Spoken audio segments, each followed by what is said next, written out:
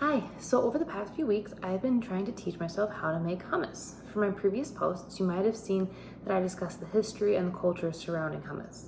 The goal of this project was to teach myself a new skill through online networking. I set an expectation for myself early on that I was going to learn from Arabic experts seeing as hummus is a large part of the Arabic culture. I learned a lot through this process. On the surface level, I learned that you need to peel chickpeas to get that nice creamy, smooth hummus. And from blogs such as Amanda's Plate or the Culinary Forum from the Society of Culinary Arts and Letters, there are several ways to do this, such as actually peeling them or boiling them too.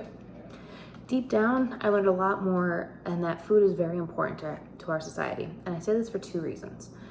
First, as I was having trouble finding experts who could help me with my learning, I reached out to my students who are primarily of Arabic descent, and the responses I got from them were overwhelming. They were so excited that I was trying to learn a part of their culture and share that with my colleagues and my friends and my family, and they just shared every resource possible. It was kind of fun having the students teach the teacher this time. I also say this from an Instagram Live discussion that I participated in with the Food and Wellness Equity Collective.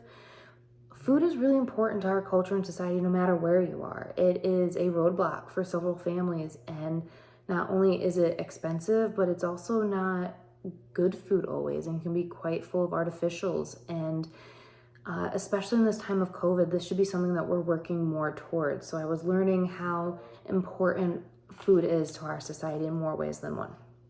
As you can see behind me, I made a mess, quite similar to the learning process that happens in our classrooms. I had to boil the chickpeas with baking soda to get the skins off, and while I was chopping my parsley and squeezing my lemon juice, the pot started to boil over and made a huge mess. I used a ton of dishes to try to make my measuring easier, and without my food processor, this would have been nearly impossible. What I learned trying to make this traditional hummus is that the tools and the skills that we have are essential. Very similar to 21st century learning and the TPAC framework, students need to learn skills, not memorize. I learned how to peel the skins of chickpeas, not memorize the recipe.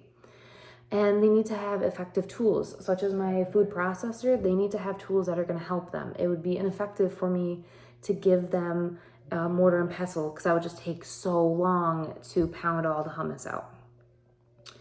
I thoroughly enjoyed this project though. I was able to learn new skills. I was able to grow my culinary skills and backgrounds, which I'm always looking forward to.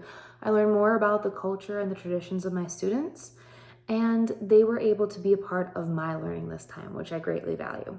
If you stick around, you can see a quick time-lapse video of me actually making the hummus. It was very short and much easier than I thought it was going to be, although there was a lot of trial and error. Anyways, I enjoyed this. Thank you so much for watching, and I'll see you soon.